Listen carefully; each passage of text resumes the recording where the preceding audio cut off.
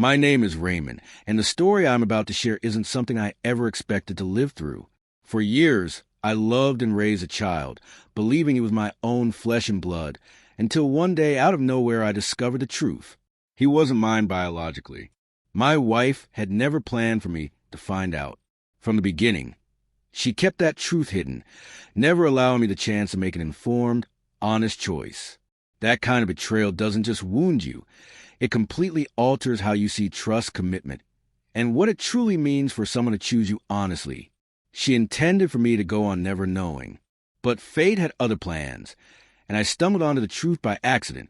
But before I get to that turning point, let me take you back to where it all began. I'd known Natasha, yes, the mother of the child, for a long time, way before anything romantic ever happened between us. We were just close friends. The kind of friends who could talk for hours about anything without fear of being misunderstood or judged. She was intelligent, easy to talk to, and we shared this natural comfort around each other. It didn't need defining. There was never any romantic tension, at least not on my part. She never gave me any reason to believe she wanted more, and I respected that. We both had separate lives, and I never crossed that boundary. Then one evening, completely out of the blue, she called me. The second I heard her voice, I knew something was wrong. It was in her tone, the kind of quiet heaviness you can feel. She asked if I was home. I said I was. Then she said, "I really need someone to talk to. Can I come over?" "Of course," I told her. No hesitation. About half an hour later, she arrived. She looked worn out, emotionally and physically drained. I didn't press her. I just let her talk.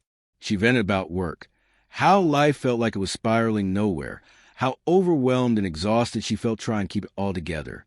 I remember sitting there thinking, man, she's really been carrying a lot on her own. We sat for a long time like that, her unloading, me just listening. I didn't even realize how late it had gotten until she glanced at her phone and said, "Wow, it's already past 11. I offered to get her a ride home, but she hesitated. That pause said everything she didn't. I told her to stay the night. It was late, and it didn't feel right sending her out alone at that hour. I even told her I'd sleep on the couch so she could take my bed. But then she looked at me directly and said, "We can both use the bed. It's okay." I'll be honest, when she said that, something inside me paused. Up until that point, our relationship had been strictly platonic. But the way she said it, soft but sure, told me something had changed. I didn't question it. I simply nodded and said, "Okay." We both walked into the bedroom, and that night, everything shifted. What started as lying side by side turned into gentle touches. The space between us dissolved. It wasn't rushed. It felt like we were both looking for comfort, reassurance, something to anchor ourselves to. Yes, we kissed. And yes, it was more than just physical. There was something deeper, more intimate.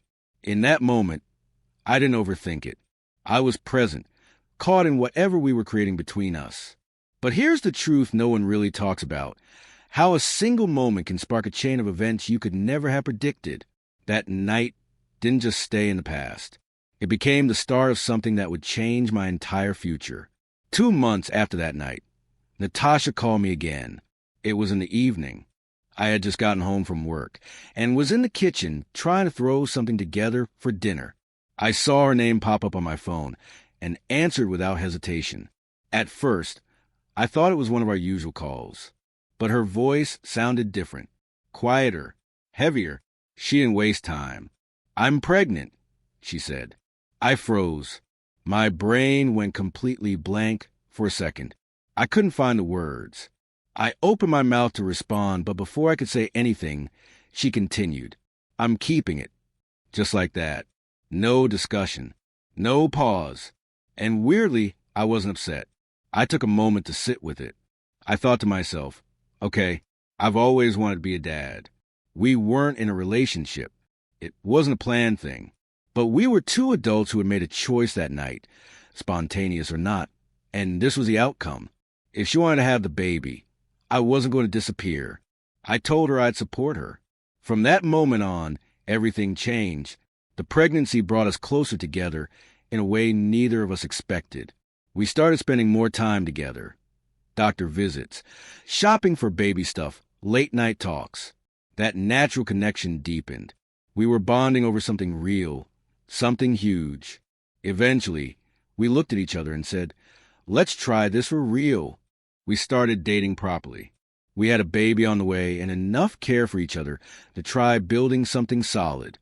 When our son was born, something in me shifted forever. The moment I heard his first cry, I felt my whole world contract and expand at the same time. Holding him, seeing his tiny face. That moment lit up something inside me I didn't even know existed. When Natasha came home from the hospital, I told her not to worry about work. I'd take care of everything. The rent, the bills, the groceries. I didn't see it as doing her a favor. To me, it meant stepping up. I had a family now. Maybe not how I imagined it, but it was mine and I loved it.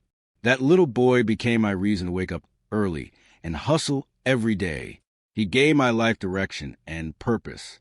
I worked harder, stayed focused, made sure our home was stocked with food, diapers, and warmth. There were nights I came home absolutely exhausted. But the second I saw him smile, it all felt worth it. I took a lot of pride in what we were creating together. By the time our son turned 1, I remember looking around at my life and thinking, this is it. This is my family.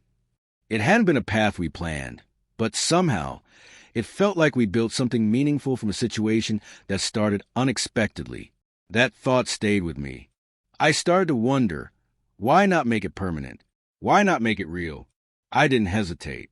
The decision proposed to Natasha felt natural. I spent time carefully choosing the right ring. I didn't go for some over-the-top gesture.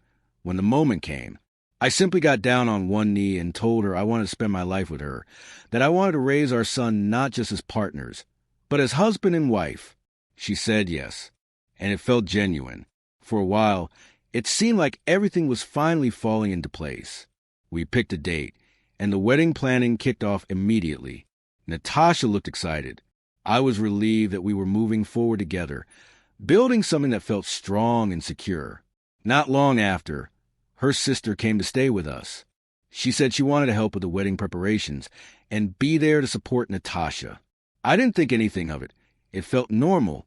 Family often steps in during big milestones. She helped take care of the baby whenever Natasha was tied up with planning, and I'd come home from work to see them together, smiling, relaxed. Life felt settled.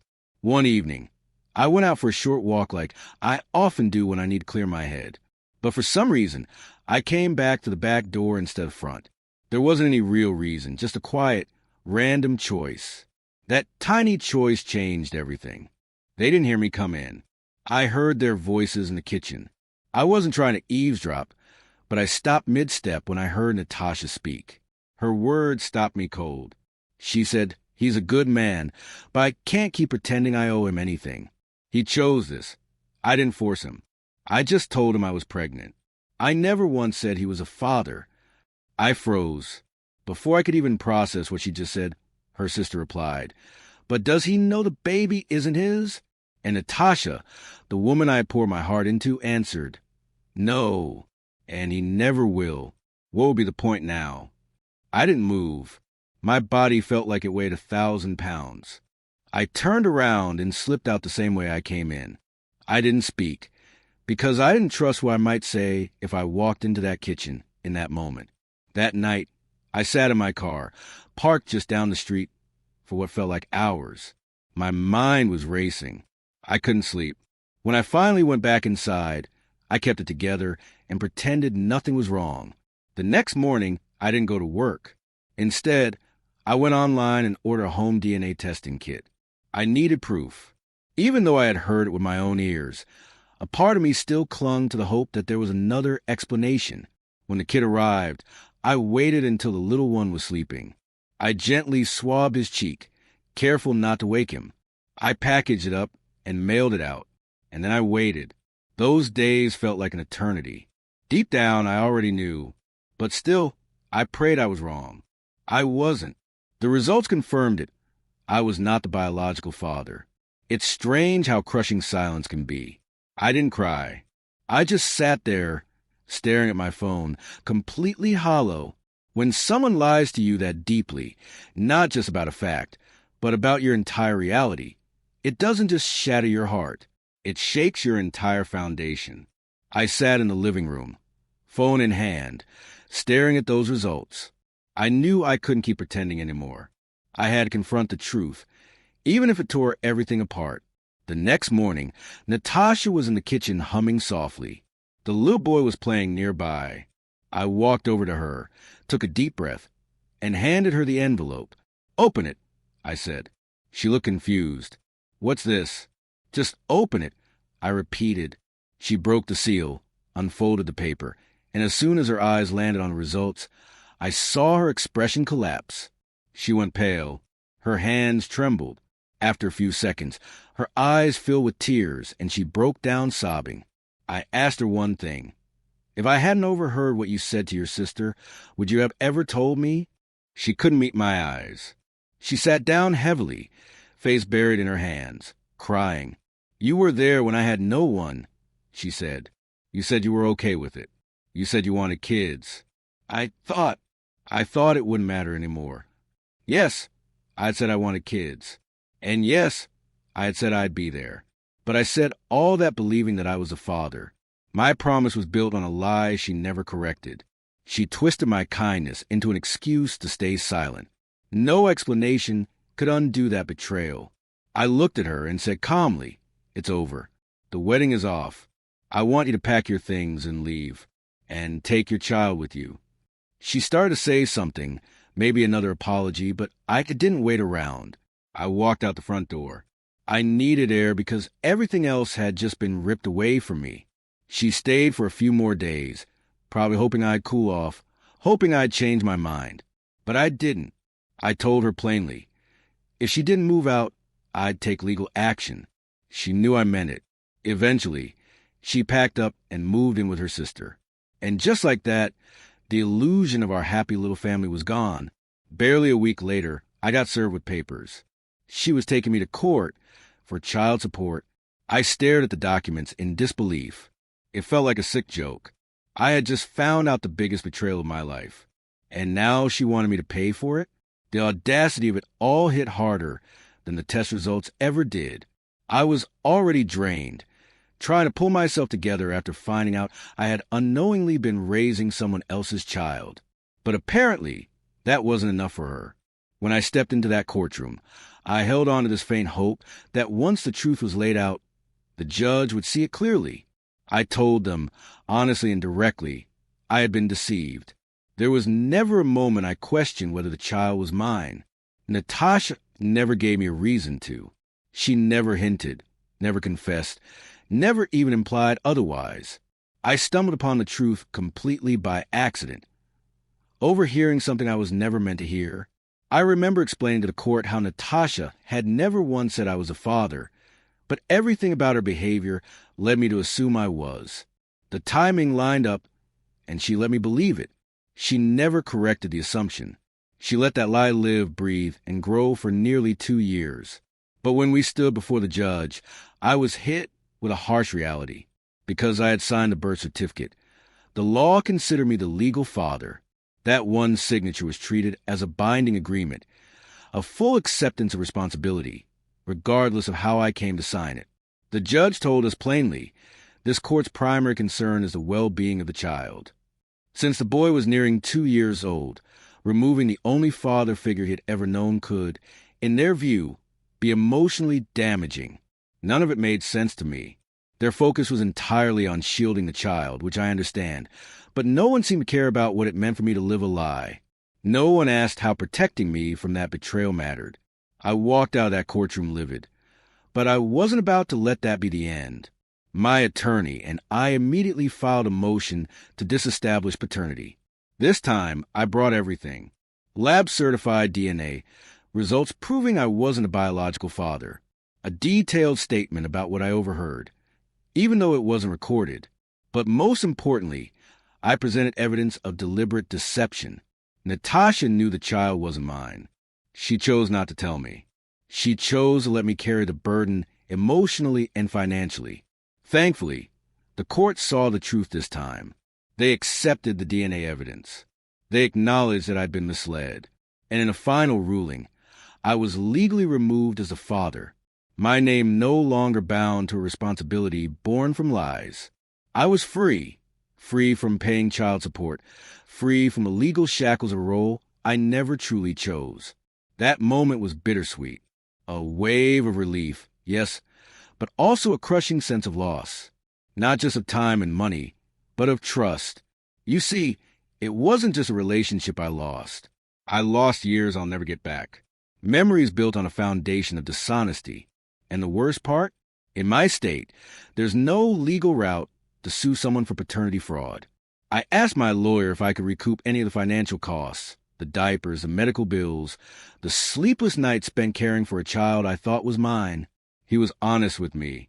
Family court doesn't operate like civil court. You don't get damages for emotional betrayal. You don't get compensated for being deceived into fatherhood. The legal system saw me as a man who stepped into a father's shoes. Voluntarily. They didn't care that I did so in the dark. I left with nothing, and in a way, that stung even worse than betrayal itself. It taught me something no courtroom ever could. Not every injury is one you can get justice for. Some wounds stay open. You just learn to carry them. As for Natasha and the boy, I cut ties completely. I don't know where they are, how they're doing, or what their life looks like now. And I don't want to. Whatever affection I once felt died the moment I saw that DNA test and heard the truth from her lips. Because a relationship built on deception is like a house on sand. It might look strong for a while, but it will eventually fall apart. I've accepted that some betrayals don't leave visible marks, but they still change you forever. So, if you're watching this, if you're listening, take this to heart. Ask questions, even when things seem perfect, especially when they do. Not all lies wave red flags. Sometimes they come wearing the face of someone you trust. And before I go, let me share a few hard lessons I learned. Lessons I paid dearly for. First, don't step into fatherhood blindly. I did it out of love, out of trust, out of the belief that doing the right thing was enough. But intentions aren't protection. They don't shield you from lies. Ask the hard questions. Be certain before you sign anything that changes your life forever. Second, DNA doesn't lie. People do. I didn't want to believe what I overheard. I didn't want to believe the child wasn't mine. But deep down, something in me knew the truth, long before the paperwork confirmed it. Don't ignore your gut. Your instincts are there for a reason. Third, emotional manipulation often wears the mask of love. Real love makes you feel safe and seen. Natasha cried. She begged. She said things like, "You said you'd be okay with it." But what she never did was give me the truth when it mattered most. She made decisions for both of us without my consent. That's not love. That's control disguised as affection. If someone builds a life with you on a lie, no matter how kind they seem, it's still manipulation. Now I want to hear from you. What do you think about all of this? What would you have done if you were in my shoes? Maybe someone out there is living through something similar and hasn't uncovered the truth yet. Maybe sharing this can make a difference. If this story resonated with you, if it made you feel something, please consider liking the video, sharing it, and starting a real conversation. Take care of yourself. And above all, never stop demanding the truth.